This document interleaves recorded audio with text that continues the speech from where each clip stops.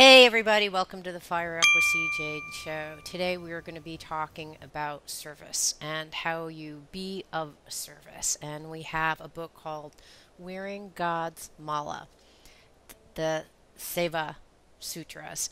And we have Swami Khecaranatha here telling us about this book that he wrote. So welcome, Swami. Or Thank you very not a much. G. Not a G is Not a fine. G. I'm very pleased to be here. Yes, thank you for having me. Yeah, so I wanted to talk about first of when you talk about seva or being of service, it could mean lots of different things. You know, people think about it as when I'm at work, I'm being of service. Some people think of I'm doing nonprofits, I'm being of service, and it's to serve, um, other people. What does, when you wrote this book, Wearing God's Mala, is it what does seva actually mean, and what did you mean of being of service? Right. Well, seva is a Sanskrit word that translates into selfless service, Hmm.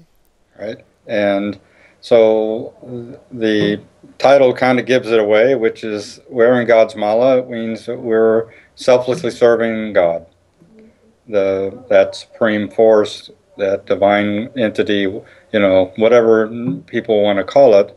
Uh, but of course, my teaching, the tradition I'm in is in what's called the non-dual tantric tradition, Hmm. and of course that means that if it's non-dual, there's only one, right? So what is important for people for us all to understand in seva is that we don't choose in the highest level and not choose in the lowest level.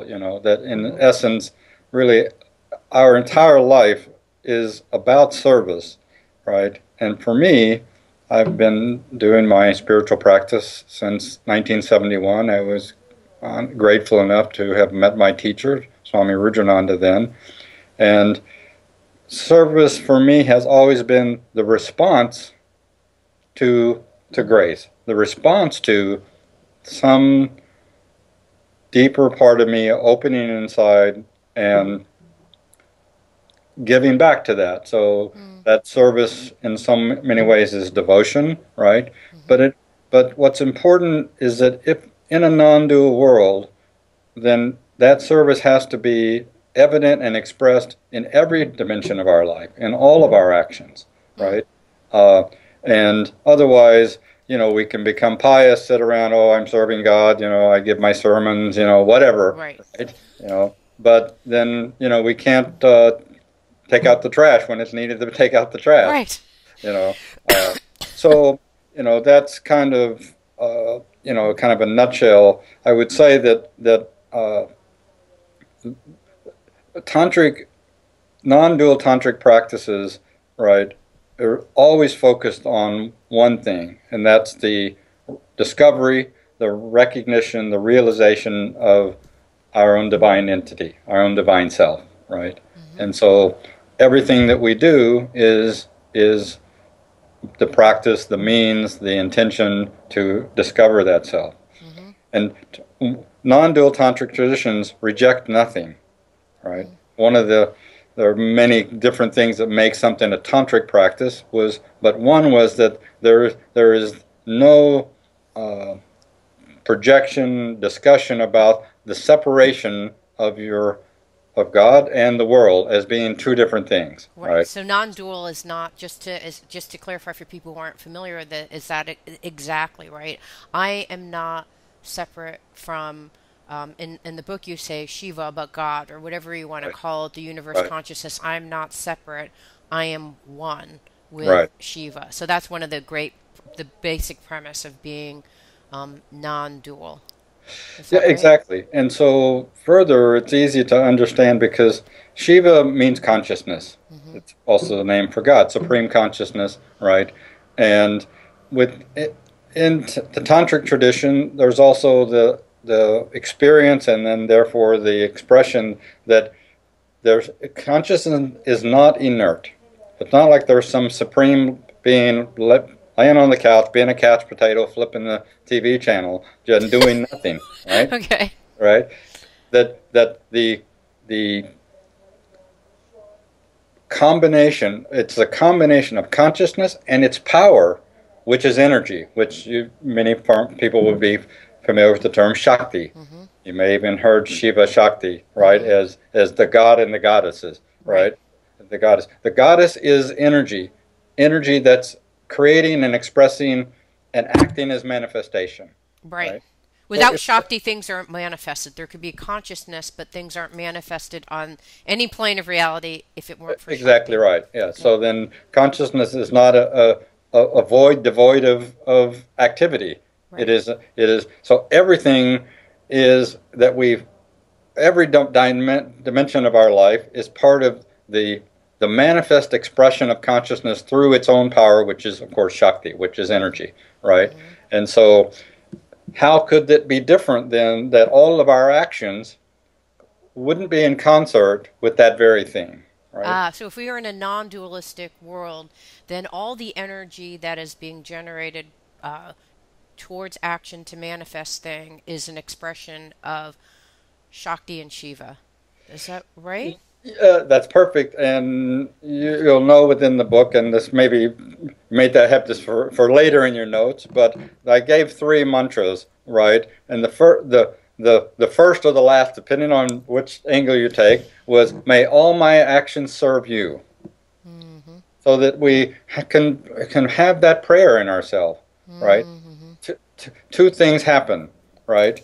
We are then really surrendering, if you will, the action for self-benefit, right? And we're surrendering the things that really are the tendency to act, or the actual act of acting from a place of limited consciousness, because what we're trying to do in all of our actions is to know God, right? And so Shiva and Shakti are... Shiva is consciousness and that energy, and Shakti is the power of that consciousness, right? And out of that, then the divine, there is the expression, using that energy, Shiva, God, expresses his will, right? So that's the third power, right? If you will. Say, may all my actions serve you. So when I'm going throughout the day and I'm asked to serve, whether it's to pick up my son at carpool, wash the dishes after dinner, go into work and perform a project, I'm asking, may all my actions serve you. So in my mind, I'm thinking, how can every action that I do throughout the day be in service to myself, which is my God, myself, which is Shiva, right? My God-like self. Is that how that manifests during the day? Yes, because if you then look at the mantras, we don't have to do that, but I'm sorry, I'm just trying to get to them. Yeah, they're on page 297. I found them. Okay, right. So in a sense, so we begin to express an understanding that what we're trying to do is to know God through our actions, right? And so as you move back towards God from that supreme consciousness through his powers of emission, we're trying to trace our way back through that, right? So the if you will, the grossest, the most physical, obvious part of that is action, right? Well, what we want to understand is that all of our actions have one single purpose, and that's to understand, to gain a higher knowledge of ourself. So then any action that we might contemplate, that we might find ourselves doing, that's not really with that intention in mind, becomes a self-centered action and not a selfless service, right?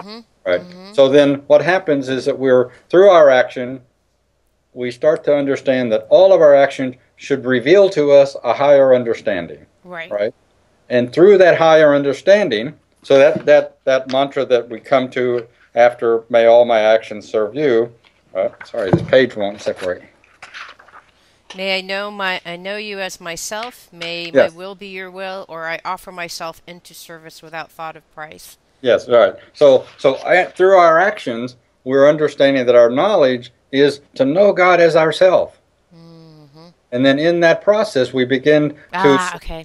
we begin to surrender our limited identity, that ego thing, right? That dreaded word, Right. right? We begin to surrender that and act not based on the needs and the sense of lack of the ego, but from the place in ourselves that has that whiff, that has that fragrance of wanting to know a higher self. So Mm. then all of our actions is for that higher knowledge. And in that higher knowledge, we begin to really understand that it really is only God's will that all action happens if we're in concert with that will. Right. So actually, let me go back a couple steps just for Sure, to help the audience who this may be brand new information for them. sure, And it took me a while to get it too. So if I'm not, and I think that you have three presuppositions. You don't call them presuppositions. I right, call them things that you presuppose as part of this. yes, One is that I am separate. That's one of the yes, things that gets in a way. yes, So if I am not separate, I am one with God. yes.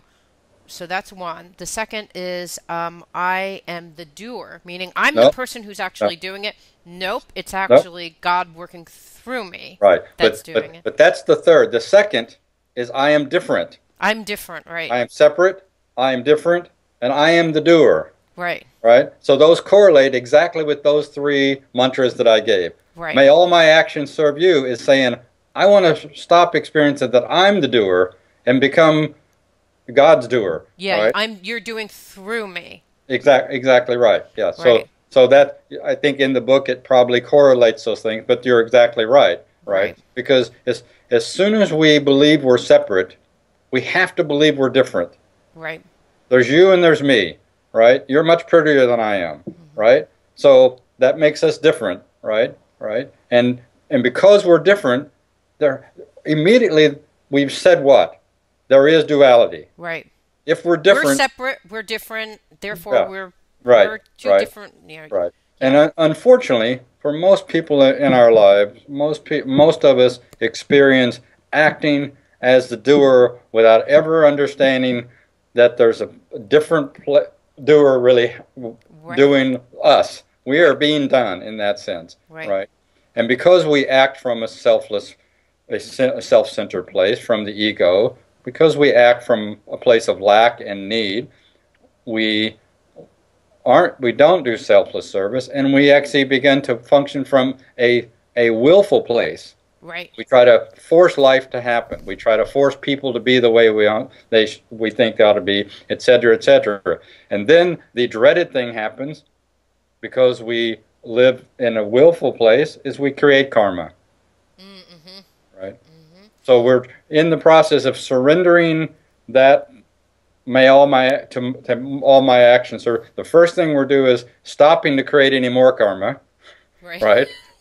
Right. So that we can also begin to free ourselves from all past karma, because that's one of the critical things in terms of finding freedom, right? Okay. Only people who misunderstand themselves as separate live in karma. Okay, I want to actually share with you an example because I was trying to explain this to my husband today, and I think it may actually help the audience to just map it to a Sure. concrete thing. Please. Okay, so I said to my husband, it's sort of like this. When I say, will you do the dishes? You look at me and say, you imagine yourself, your godlike self, represented by me, asking, will you do the dishes? So God is asking you, will you do the dishes?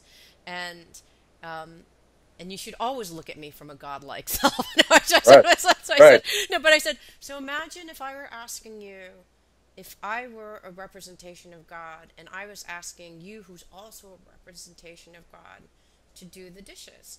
And you said to me, I did the dishes last night. Why don't you do the dishes?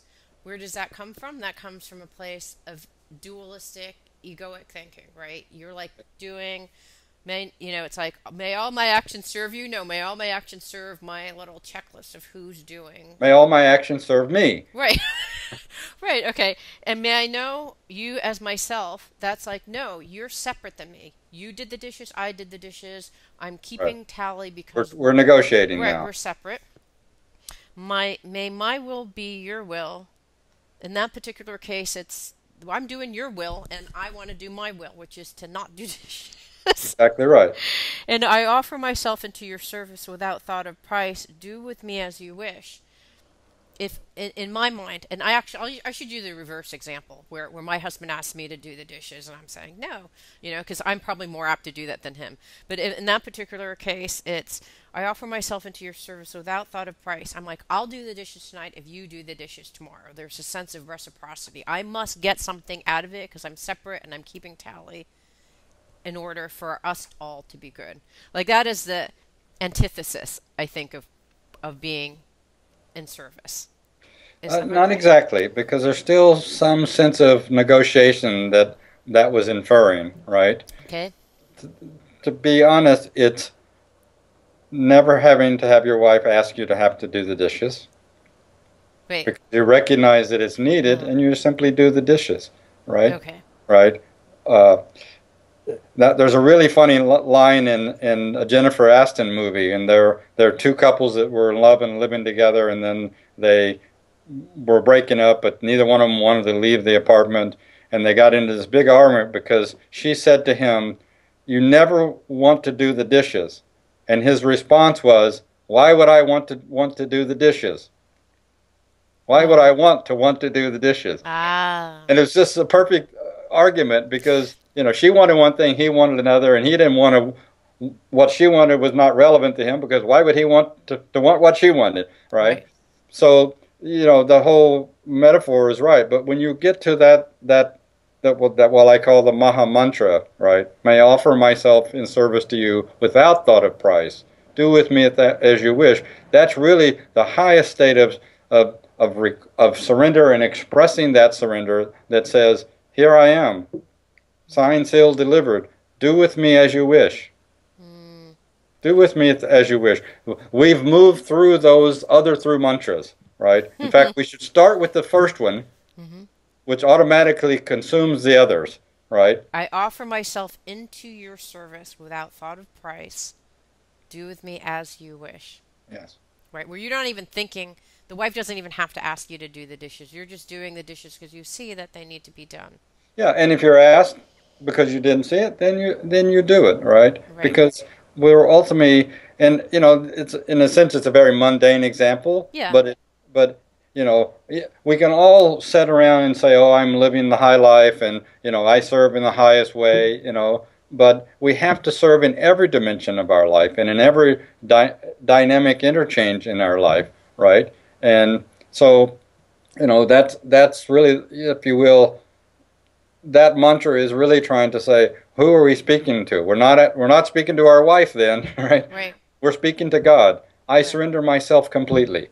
And that is trying to help people to begin to tune into a resonance that where dualistic consciousness does not exist within them. Where only that highest unity conscious exists within them. Yeah. So Yeah. those mantras are really the way of releasing ourselves from the grip of ego, the grip of limited consciousness, the grip of the experience of I am separate, I am different, and I am the doer. Right. So that mantra, the Maha Mantra says, "You are the doer. Do with me Mm-hmm. as you wish." Mm-hmm. Yeah. It's interesting because I picked the example of the dishes primarily because it is mundane and because I think of, when you're in a relationship, in a couple relationship, you view yourself hopefully as equals or, Right. whatever it is. And so it's like either of you can do it, both of you are capable, and there's no necessarily hierarchical balance between the two of you. Right. And what's interesting is when I take the example of your boss, say you're at work and you're trying to be of service at work, and your boss, she may say to you, you know what, that report is due tomorrow. I know I said it was due next week, but I need it done tomorrow. You offer yourself in service. May your will be my will. May I know you as myself. Maybe you don't go there, but may all my actions serve you. It's much easier to go through that kind of place if when you're in a place of authority and the person tells you, you need to go do this or you don't get paid. There's this kind Right. of sense about it. But it is also the thing I thought was interesting that you bring up, which is when you are, and this is in a part of your book, it's in Sutra 2, you talk about where you serve. When you are serving, are you going definitely giving from a state of givingness? And you say, when we have a profound, we are naturally filled with gratitude and wish to serve that which gave us life. But we must actively choose to serve unconditionally. Only you can choose whether to serve God or to serve yourself, but understand that there is no such thing as non-selfless service. We choose service as our sadhana. Is that what? How do you pronounce it? Sadhana. Precisely because it frees us from self-focus awareness. For service to be truly selfless and about giving, you must free ourselves from any thought, I need this and I want this. The fundamental reason people are not free is that they will not move past their belief that they need. Shiva doesn't say, I need. He simply says, I am. Need arises from the veil of duality that asserts our separation, because as long as we feel separate from God, we remain incomplete. So, and I think you had said that this is just reiterating, I think, what you just said about selfless service. And I think that that's what gets us, right, is our ego, who says, well, I need this. I need you to do the dishes. I need you to actually, why are you asking me to get that report Friday when you said it was actually, this Tuesday when you said it was due on Friday? Like, I need you not to do that. Right. Exactly right. Yeah. Right. But it's this need. That's the kind of need that we have that kind of tricks us up. Tell us how that works. You have a whole chapter in here about our needs. Yeah. So it's. I mean, you said it directly. When we feel incomplete, then we feel lack. We feel a need, right? And what most people don't understand is all of our actions, all the crazy stuff we do, all the country western songs in the world, right? They're all really the lament of wanting to be complete, right? And so we want a career to be complete. We want a relationship to be complete. We want money and security to be complete, right? And so those very places of need dictate our actions, right? So we feel like we won't be complete if we don't have a relationship. We go get a relationship. We're have some temporary completeness, and then after a while, oh, well, I'm not so complete now. I'll go find another relationship, right? Because there's never enough of that which does not satisfy, right? There's never enough in the world as a separate thing we're trying to obtain cannot fulfill that place of incompleteness in us. Right. Yeah. Because we forget that we are God. Because if we are God, then we're never incomplete. Exactly. Right. But it's okay. So I was thinking about. So let me try to just answer it a little bit. So it's only the level of consciousness within us that we call a separated identity, which more specifically is the ego, right? Which has as its limbs thought construct, mental and emotional construct, and the physical body, right? Most people walk through their life thinking, I am my body, right? And within that body, they may find themselves interacting with things. I am my mind, I am my emotions, right? Right? That is just the kind of loop that keeps going back and forth within the consciousness of ego. Because ego is, it's an ugly word in some sense. People, you got an ego, I got an ego. No, I don't have an ego. Right. Yeah, that's a good one. Yeah, it's not my ego, it's your ego. Right. Right. But that is the definition of ego. The word is ahamkara, right? Means I maker. Wow.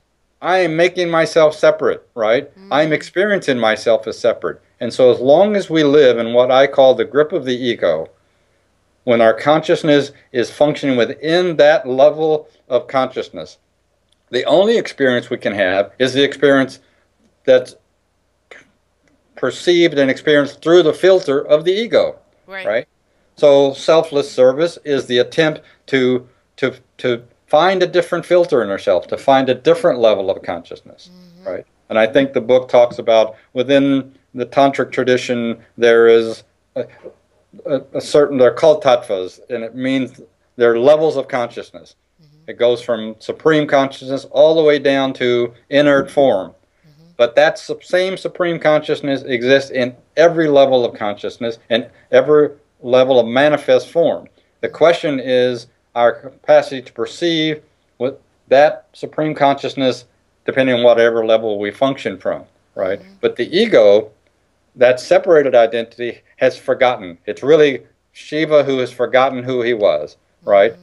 Because as an individuated person, as a separated identity, we kind of put this box around ourselves. It's like getting in a big cardboard box, and there's no light, right? And we all we can think of here is me in this box, right? Mm-hmm. Because we're contained within that particular shell. Mm-hmm. Somebody comes along and opens the top. We said, "Holy moly!" Right? Right. There is a world out there, right? So, Right.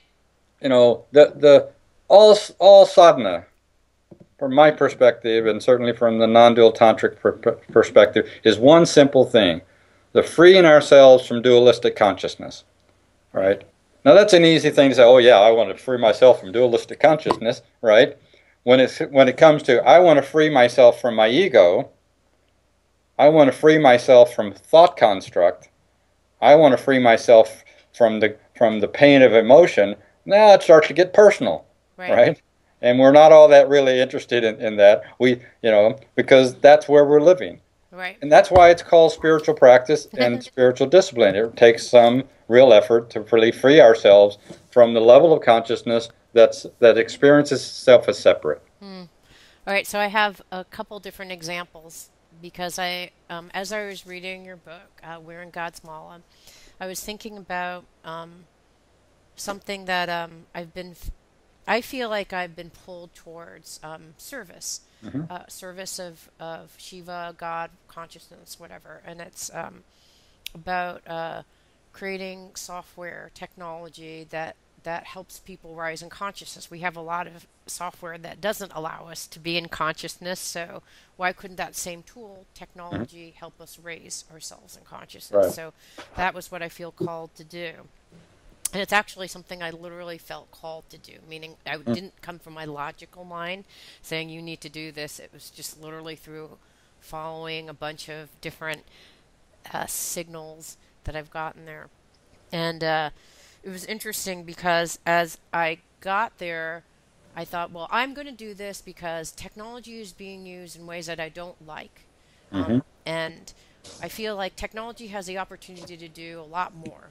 Mm-hmm. And I thought, wait a second, if I actually don't come from this, from an egoic standpoint, where I'm going against something I don't like, because I'm thinking about things as a dualistic world, right? Right. I don't like how technology is being used to dehumanize us, right? Right. Because I see there's a bunch of technologies now that are going into the corporate workforce that try to homogenize us, create us a Starbuckization of people in a corporate life.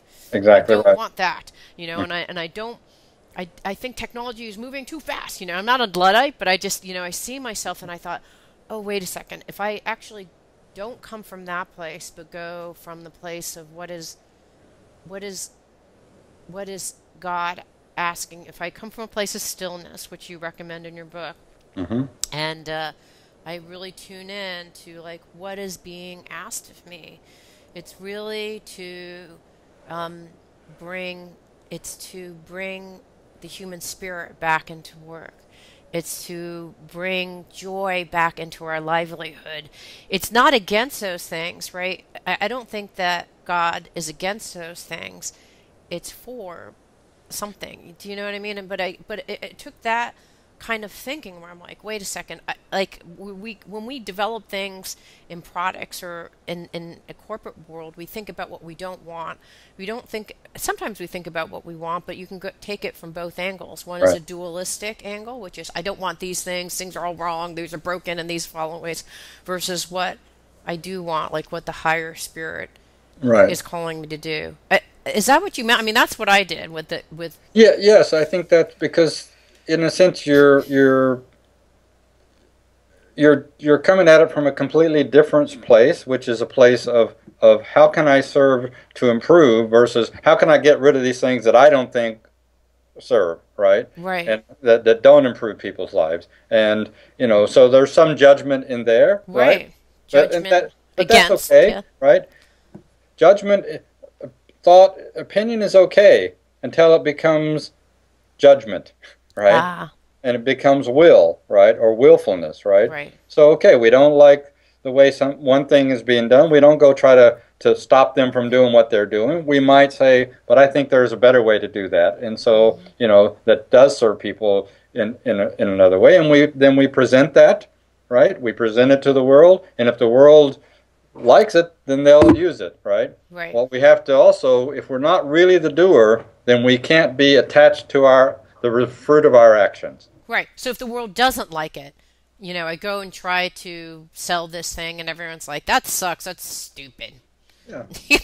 Whatever. Then I did what I was supposed to you do. did what you were felt called to do, etc. Right? And and you know, then it's totally fine. But if you started becoming willful, going after the people who produce the softwares that you don't think are good and stuff, then that's really just your judgment, and using your energy and your will to try to stop somebody from doing something. That's called control. Ah, okay, got it. So it's Right. almost a place in which you come from. I mean, to me, is that what you mean when you talk about being in a dualistic place where I'm kind of like me fighting against you versus, Exactly. hey, Right. we're all in this together. There, That's I am presuming that you are a version of God as well. And so even though you're creating technology that I don't understand but I can understand the harm and I sort of understand the benefits, it's not my place to judge right. what you're doing, except that it's actually providing a viable, important thing that I may not understand, but it's doing it anyways. Yeah. And so then look, life. There's a term in Sanskrit called Svatantriya, Hmm. absolute autonomous freedom. Right. Shiva lives in that state of autonomous freedom. Hmm. We live in that state of autonomous freedom if we can find it in ourselves. And one of the ways we find it is by not trying to change the world, not trying to change the people in the world, right? Let them express themselves in their own freedom, and I'll express mine. And, then you can immediately get to the discussion, well, what about all these bad things that people, Right. do, and, the Hitlers of the world? I mean, I can't tell you how many times I have to have that discussion, right? Well, my teacher, Rudy, said it really simply. The world's screwed up because people don't open their heart, right? Mm. Right? The reality is the world is screwed up because people live in their ego and their own thought construct without thought of anything higher than themselves, right? So then what we really want to do is to express that freedom, right? That's in ourselves while not trying to stop somebody else's freedom, right? Hmm. Yeah. Well, then I would argue that if we are all God and that people are approaching things from an egoic standpoint, then isn't that also God's will? Yes, it's God's will that they can do that. Right, that's what I'm saying. It's God's will that they can do that, That, and that, that, and that is it. That is what it is, whether I like it or not. We're destroying that- the environment, all these different things. It is what it is. So accepting that this is also God's will, regardless of whether I like it or not, it's still yes, God's because will. the Christians say God created us in His own image. Well, that's where God created us out of His own free will. He created us to express our own free will, Hmm. right? That's the fundamental essence of every individual life, is that we are free to live in that freedom, right? Right.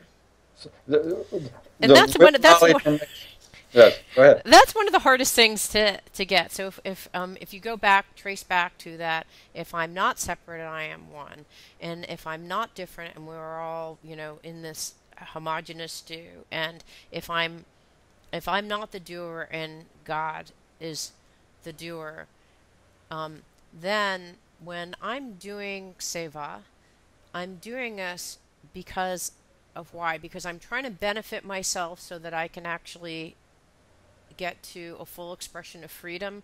That's the part that I can read on the page, but I don't understand fully.